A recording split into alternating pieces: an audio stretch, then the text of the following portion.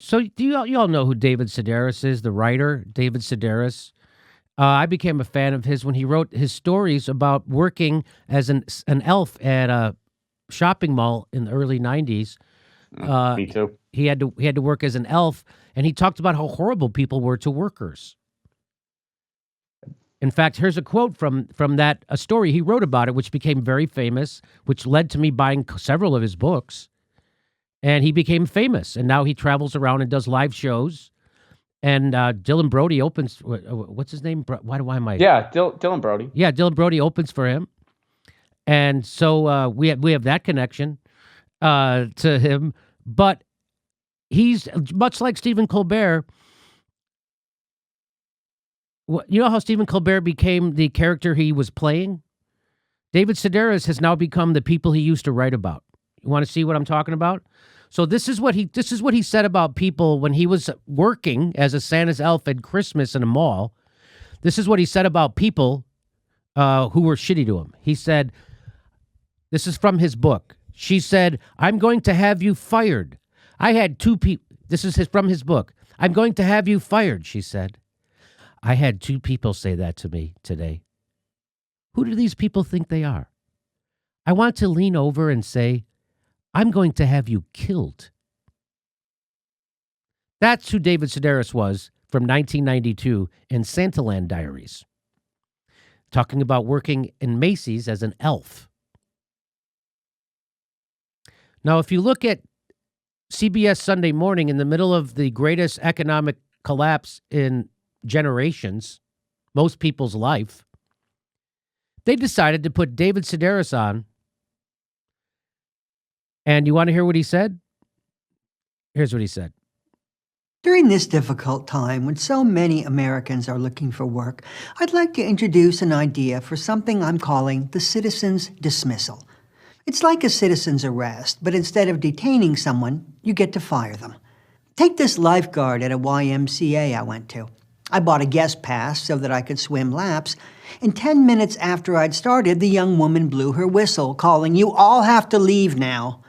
"How come?" I asked. "I have to go to my parents' house," she said. I thought I hadn't heard her correctly. "I'm going there to do some laundry," she told me, "and then I'm going home."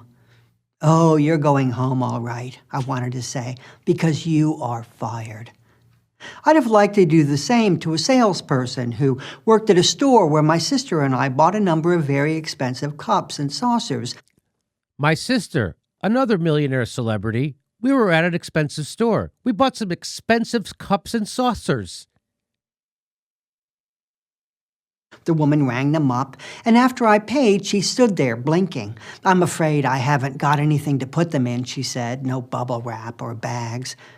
"So we should what, just carry the cups and saucers in our hands?" my sister asked. "Well, they're yours," the woman said. "You bought them." "Do you have a purse?" I wanted to ask.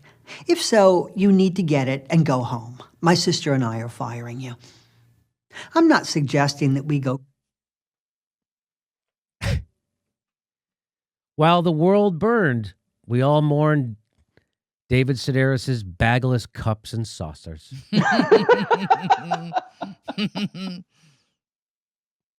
This is what he wants us to get upset about right now. This is what he's upset about. That the working class people aren't nice enough to him. That he's not getting weighted. He just bought super expensive cups and saucers with his millionaire sister. So he doesn't want to fire the manager who doesn't have a bag, doesn't make sure there's bags at the counter. He wants to fire the employee.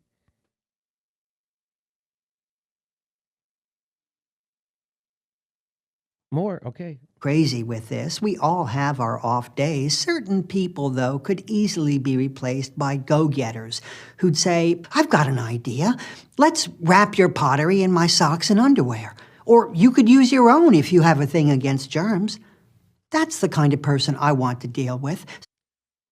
So David Sedaris literally wants people to give them the clothes off their back if he needs them when he's buying expensive cups and saucers. "We can wrap them in my shirt, in my underwear. I'll take off clothes for you. You're a rich white guy. What the fuck don't you deserve?" He's not doing this in the 90s when the dot-com bubble and everybody had a job. He's doing this now. 19 million people facing foreclosure. 14 million people lost health care. 80% of workers live paycheck to paycheck. 50% of Americans can't afford a $400 emergency. And this guy wants to fire people if they're not nice enough to him when he buys really expensive shit. Or if they just don't. She wasn't not nice. She just didn't have a bag for him. She seemed pretty nice. It just goes to show you, not only can money buy everything, but it also can buy you self-awareness. Wow. Is there more to this? Let's see. Someone with solutions. The sort who'd say, if I keep the pool open, could I maybe do my laundry at your house? As customers, though, we need to keep our end of the bargain. Of course you can do your laundry at my place, we'll say. I just need to throw in some socks and panties. I promise to return to someone who, like you, is really good at her job. And CBS News didn't... You know who should be fired? Whoever is the executive producer who okayed that segment. That's who I'd like to fire. I was just trying to have a muffin on Sunday while I was looking over the news reports of all the unemployed people and all the people dying from COVID and all the people living under the bridges in the richest country in the world because of political corruption and crony capitalism and a democracy that was stolen from us decades ago. And now I have to watch that piece of shit scream about fucking people with no money and no power? I think he should be fired, and whoever hired him to do that should be fired. You're being fired, David. And guess what? When the fucking pandemic is over and you go to do another live show, guess who's going to get a bunch of people to go there and protest you that you should be fired? Jimmy Dore Show is going to do that. Jimmy, just to be fair, this piece that he did was a sequel from Me Talk Pretty Shit Today. Ah. You know what I was hoping when he was talking to that retail associate? I was hoping that when he was buying the cups and saucers and that person didn't have the bag, I was hoping that retail associate would have told him, "Hey, why don't you go fuck off?" Boy, I'm glad. Talk about punching up, huh? Millionaire in a $5,000 suit coat telling me about when he bought a $10,000 tea set, didn't get enough respect, didn't get his props from the cashier. I'm glad David is punching up at, let me see.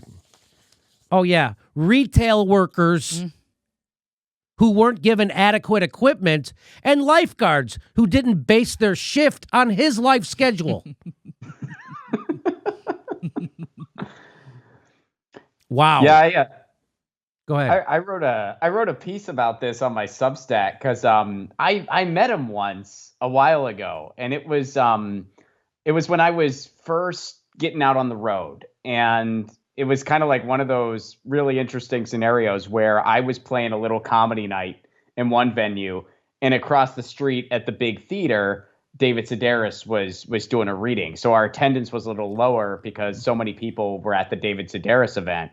And so I went to his meet and greet, and I waited until everyone was done. And then I just said, "Hey, I'm the comic performing across the street. I read some of your books." And that's why when I saw this, it bummed me out because he was so nice to me. Like, he was super cool. He treated me like a peer. He gave me his personal email. And then you see this and you're like, wow, money really changes. So I wrote a piece about it, and I, tongue in cheek, I called it David Sedaris was half right, because I actually think we should have a citizen's dismissal, but I don't think it should apply to super powerful people like lifeguards and retail workers. I think it should apply to the United States government. I think we should be able to say, you know what? Guess what? You're dismissed, Mark Pocan. You're dismissed, Nancy Pelosi. You're dismissed, Joe Biden. You're dismissed, Mitch McConnell. That's where I think we should have a citizen's dismissal. Well, David Sedaris apparently got fired by Twitter because he did. Because now all his tweets are protected. So now he can't even go on Twitter. He got fired. Isn't that nice? So I just want to. Here's something else David Sedaris wrote. Mark, what's your name? Ron. Ron. Ron, I don't know if you saw this. Do you remember when? So the theme of this show has been today for sure is that you're supposed to extract something from the powerful when they ask for your vote. You're supposed to get something for your vote before you pledge your vote to them. That's how politics works, because if you pledge your vote to them before they pledge to give you something for it, you're never going to get something for it. It's like giving the car dealer all your money first and then asking him to give some of it back. That never happens, and that never happens with politicians. So David Sedaris, so before the election, we were telling people to tell Joe Biden to give them something for their vote. Don't just pledge the vote to them. Ask for something. Demand something. That's what we were telling Bernie Sanders to tell his followers. They're not going to vote for you until you give them something. Here's how David Sedaris handled that. David Sedaris wrote this. He said, I look at these people, meaning people who are asking Joe Biden for something for their vote. I look at these people and can't quite believe that they exist. Are they professional actors? I wonder. Or are they simply laymen who want a lot of attention? He can't imagine that somebody's actually in dire straits that needs something from the government. This is a guy, by the way, who went to France to get his dental work done because it's free there. Just so you know, he got his dental work done in France because it's free. Is saying that people who are demanding Medicare for all in the United States are people who just want attention.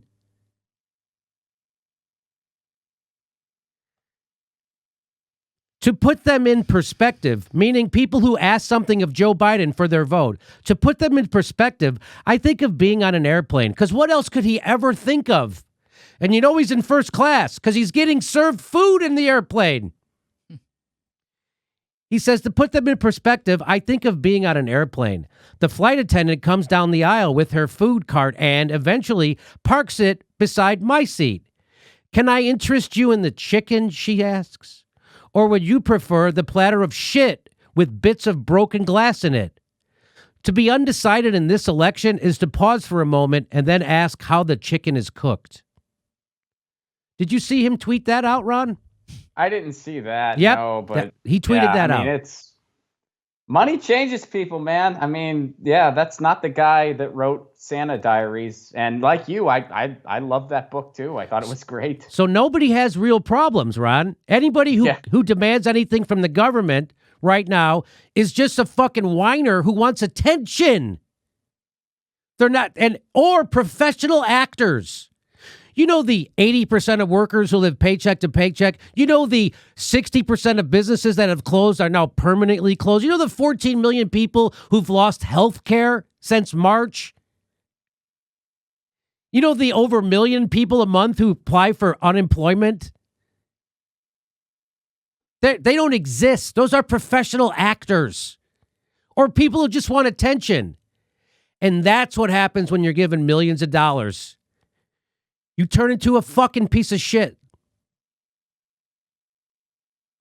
You turn into a cold-hearted piece of shit, right-wing fucking asshole.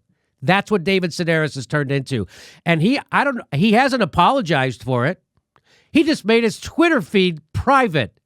What a fucking Karen. Hey, why don't you ask for my manager, David? Maybe you could get me fired. You fucking what up. I got to tell you, Jimmy, I will never look at an elf the same way. Never. Hey, everybody, this is the part where I tell you where all our live shows are, but there aren't any. And then this is why I tell you to join our premium program and get extra content, but nobody's got a fucking job. So just enjoy the video.